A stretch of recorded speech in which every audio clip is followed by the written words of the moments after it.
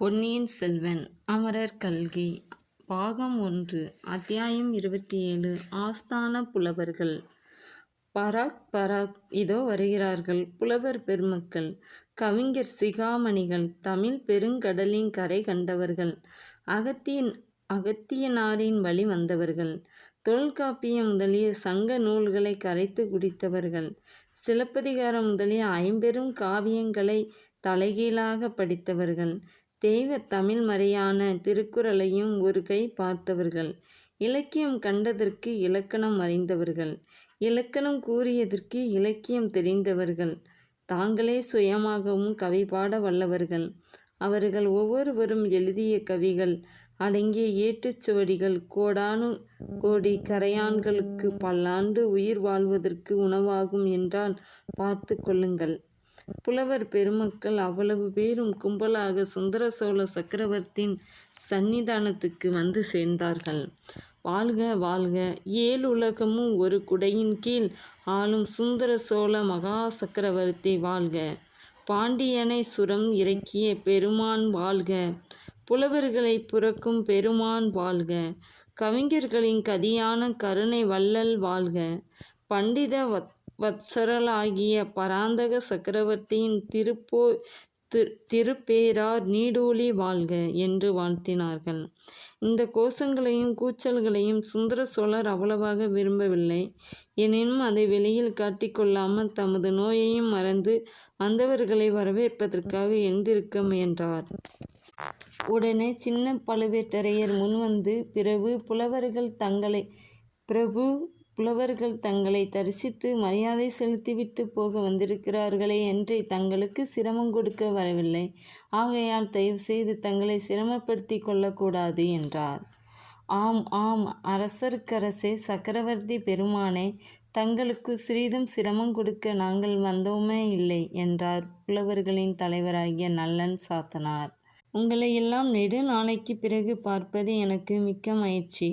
அனைவரும் அமர வேண்டும், சில பாடல்கள் சொல்லிவிட்டு போக வேண்டும் என்றார் தமிழ் நண்பரான சக்கரவர்த்தி. தரையில் விரித்திருந்த இரத்தின சமக்காலத்தை எல்லோரும் உட்கார்ந்தார்கள். அதுதான் சமயம் என்று தமது வீரன் வல்லவராயினும் புலவர் கூட்டத்துடன் கலந்து உட்கார்ந்து கொண்டான். தான் சொல்ல விரும்பியதை முழுதும் சக்கரவர்த்தியிடம் சொல்லாமல் போக அவனுக்கு மனம் இல்லை. சந்தர்ப்பம் ஒருவேளை மறுபடியும் கிடைத்தால் சொல்லிவிட்டு போகலாம் என்று எண்ணி உட்கார்ந்தான். இதை சின்ன பழுவேட்டரையர் கவனித்தார். அவருடைய மீசை துடித்தது. முதலில் அவனை வெளியில் அனுப்பி விடலாமா என்று நினைத்தார். பிறகு அவன் அங்கேயே தம்முடைய கண்காணிப்பில் இருப்பதே நலம் என்று தீர்மானித்தார். எனவே அவனை பார்த்ததும் பார்க்காதது போல் இருந்தார். இந்த புலவர்கள் சென்ற பிறகு அவனை வெளியே அழைத்து சென்று அவன் மகாராஜாவிடத்தை சொன்ன செய்தி என்னவென்பதை நன்கு தெரிந்து கொள்ள விரும்பினார். அபாயம் அபாயம் என்ற அவனுடைய குரல் அவர் காதில் இன்னும் ஒலித்து கொண்டே இருந்தது. புலவர்களை தமிழ் பாடல்கள் கேட்டு அதிக காலம் ஆயிற்று. என் செவிகள் தமிழ் பாடலுக்கு பசித்திருக்கின்றன.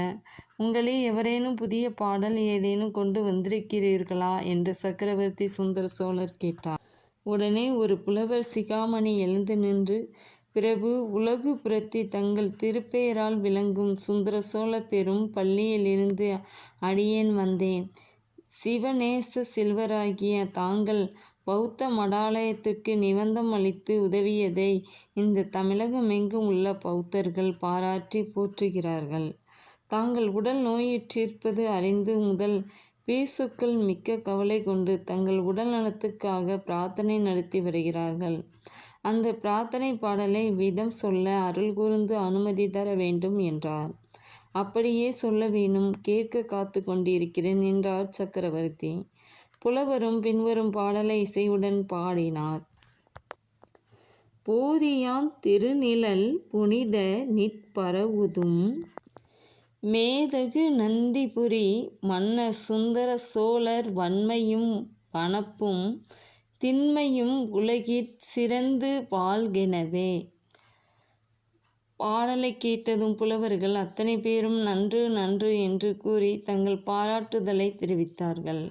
புத்தர்கள் இவ்வளவு நன்றியுடையவர்களாய் இருப்பது வியப்பு வியப்பு என்றார் ஒரு வீர சைவ கவிராயர்.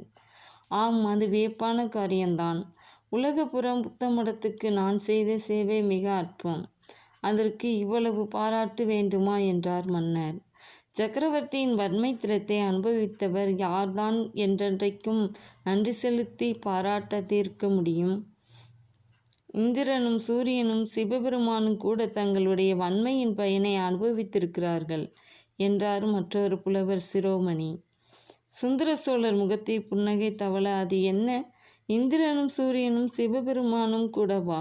அவர்கள் எதற்காக என்னிடம் நன்றி செலுத்த வேண்டுமாம் என்று கேட்டார். ஒரு பாடலை சொல்ல அனுமதி தர வேண்டும் என்றார் அப்புலவர். அப்படியே நடக்கட்டும் என்றார் மன்னர். புலவர் கையில் கொண்டு வந்திருந்த ஓலையை பிரித்து படிக்கலுற்றார்.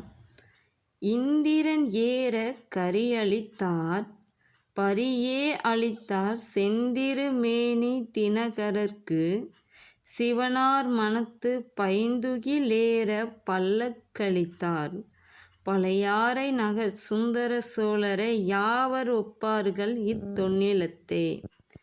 பாடலை புலவர் படித்து முடித்ததும் சபையில் இருந்த மற்ற புலவர்கள் எல்லாரும் சுரக்கம்பம் செய்தும் ஆகாரம் செய்தும் நன்று நன்று என்று கூறியும் தங்கள் குதூகலத்தை வெளியிட்டார்கள்.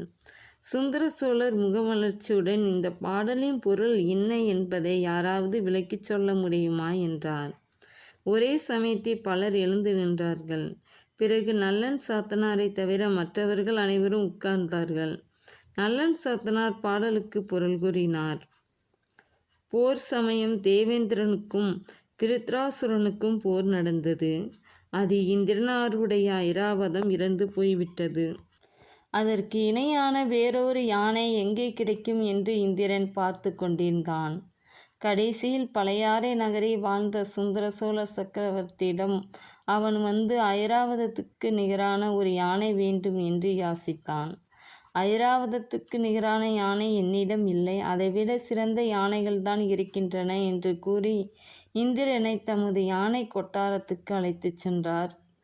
அங்கே குன்றங்களைப் போல் நின்ற ஆயிரக்கணக்கான யானைகளை தேவேந்திரன் பார்த்துவிட்டு எதை கேட்பது என்று தெரியாமல் திகைத்து நின்றான். அவனுடைய திகைப்பை கண்ட சுந்தர சோழர் தாமே ஒரு யானையை பொறுக்கி இந்திரனுக்கு அளித்தார். அந்த யானையை எப்படி அடக்கி ஆளப் போகிறோம், நம் வஜ்ராயுதத்தினால் கூட முடியாதே என்ற பேதி இந்திரனுக்கு உண்டாகிவிட்டதை கவனித்து வஜ்ராயுதத்தை விட வலிமை வாய்ந்த ஒரு அங்குஸ்தையும் அளித்தார் சுந்தர சோழ சக்கரவர்த்தி. பின்னர் ஒரு காலத்தை செங்கதிர் பரப்பி உலகுக்கெல்லாம் ஒளி தரும் சூரிய பகவானுக்கும் ராகு என்னும் அரக்கனுக்கும் பெரும்போர் மூண்டது. ராகு தினகரனை விழுங்க பார்த்தான், முடியவில்லை. தினகரனுடைய ஒளி அவ்விதம் ராகுவை தகித்து விட்டது. ஆனால் சூரியனுடைய தேரில் பூட்டிய குதிரைகள் ஏழும் ராகுவின் காலகோடி விஷத்தினால் தாக்கப்பட்டு இறந்தன. சூரியன் தன் பிரயாணத்தை எப்படி தொடங்குவது என்று திகைத்து நிற்கையில் அவனுடைய திக்கற்ற நிலையை கண்ட சுந்தர சோழர் 7 புதிய குதிரைகளுடன் சூரிய பகவானை அணுகி, ரதத்தை இந்த குதிரைகளை பூட்டிக் கொண்டு சென்று உலகத்தை உய்விக்க வேண்டும் என்று கேட்டுக்கொண்டார். தன் குலத்தில் வந்த ஒரு சோழ சக்கரவர்த்தி இவ்விதம் சமயத்தை செய்த உதவியை சூரியனும் மிகவும் மெச்சினான். பின்னர் சிவபெருமானுக்கும் பார்வதி தேவிக்கும் கைலாங்கிரியில் திருமணம் நடந்தது. பெண் வீட்டார் கல்யாண சீர்வரிசைகளுடன் வந்திருந்தார்கள். ஆனால் பல்லக்கு கொண்டு வர தவறிவிட்டார்கள்.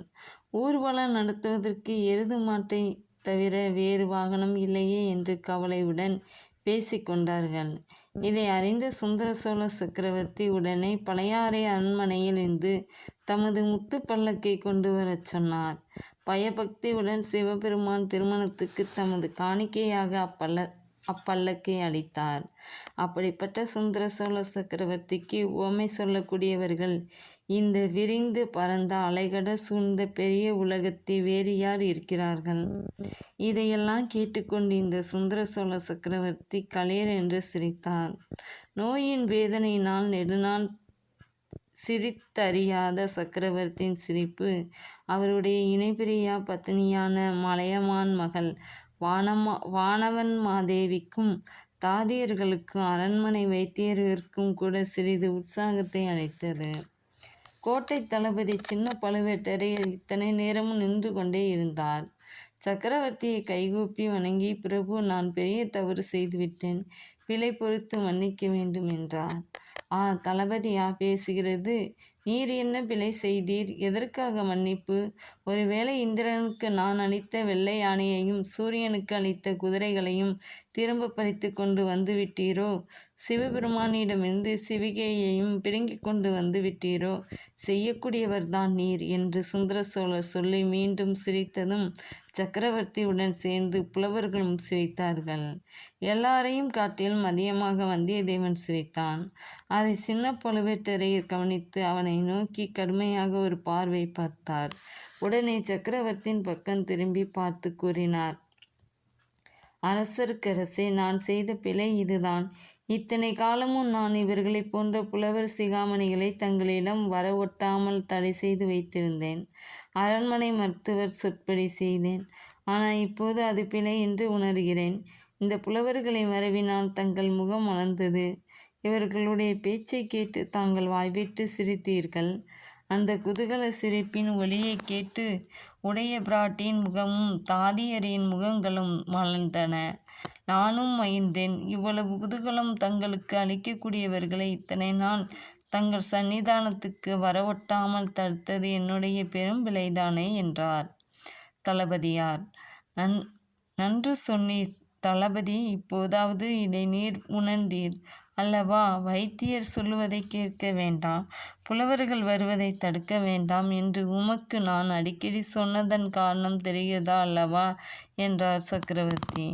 அரண்மனை வைத்தியர் எழுந்து கைகட்டி வாய்புதைத்து ஏதோ சொல்லத் தொடங்கினார்.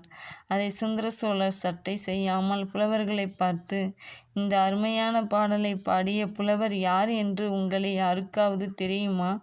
தெரிந்தால் சொல்ல வேணும் என்றார். நல்ல சாத்தனார், அரசருக்கரசே, அதுதான் தெரியவில்லை. நாங்களும் அதை கண்டுபிடிக்க முயன்று கொண்டு தான் இருக்கிறோம். கண்டுபிடித்து அந்த மாபெரும் புலவருக்கு கவி சக்கரவர்த்தி என்று பட்டம் சூட்டவும் சிவிகையில் ஏற்றி அவரை நாங்கள் சுமந்து செல்லவும் சித்தமாயிருக்கிறோம். இதுகாரும் எங்கள் முயற்சி பலனளிக்கவில்லை என்று சொன்னார். அது வியப்பு ஒன்றும் இல்லை. 4 வரி கொண்ட பாடலில் இவ்வளவு பெரும் பொய்களை அடக்கக்கூடிய மகா கவிஞர் தமது பெயரை வெளிப்படுத்தி கொண்டு முன்வர விரும்ப மாட்டார் தானா என்று மகாராஜா கூறியதும் புலவர்களின் திருமுகங்களை பார்க்க வேண்டுமே. ஒருவர் முகத்திலாவது ஈ ஆடவில்லை. என்ன மறுமொழி சொல்லுவது என்றும் அவர்களுக்கு தெரியவில்லை. இந்த நிலைமையை தமது வந்தியத்தேவன் துணிச்சலாக எழுந்து, பிரபு, அப்படி ஒரே அடியாக பொய் என்று தள்ளிவிடக்கூடாது. இல்லாத விஷயத்தை சாதாரண பாமர மக்கள் சொன்னால் அது பொய். இராஜாங்க நிர்வாகத்தில் ஈடுபட்டவர்கள் அவ்விதம் சொன்னால் அது ராஜதந்திர சாணக்கியம். கவிகள் அவ்வாறு கூறினால் அது கற்பனை, அணி அலங்காரம், இல்பொருள் உவமை என்றான். புலவர்கள் அத்தனை பேரும் அவன் பக்கமாக பார்த்து நன்று நன்று என்று உற்சாகத்துடன் ஆர்ப்பரித்தார்கள். சக்கரவர்த்தியும் வந்தியத்தேவனை உற்று நோக்கி, நீ காஞ்சியிலிருந்து ஓலை கொண்டு வந்தவன் அல்லவா? கெட்டிக்கார பிள்ளை, நன்றாக என்னை மடக்கிவிட்டாய் என்றார். பிறகு சபையை பார்த்து, புலவர்களே, பாடல் மிக அருமையான பாடலாக இருந்தாலும் அதை பாடியவரை கண்டுபிடிக்க வேண்டிய சிரமமும் அவருக்கு கவிச்சக்கரவர்த்தி என்னும் பட்டமும் சூட்ட வேண்டிய அவசியமும் இல்லை. இதை பாடிய புலவரை எனக்கே தெரியும். ஏற்கனவே அவருடைய சிரசின் பேரில் தூக்க முடியாத கனமுடைய சோழ சாம்ராஜ்ய மணிமகுடம் உட்கார்ந்து நடத்தி கொண்டிருக்கிறது. புவி சக்கரவர்த்தி, திரிபுவன சக்கரவர்த்தி, 7 உலக சக்கரவர்த்தி என்னும் பட்டங்களையும் அந்த கவிராயர் சுமக்க முடியாமல் சுமந்து கொண்டிருக்கிறார் என்றார் சுந்தர சோழர். இதை கேட்டு புலவர்கள் அத்தனை பேரும் ஆச்சரிய கடலை மூழ்கி தத்தளித்தார்கள். அடுத்த அத்தியாயம் முற்றும்.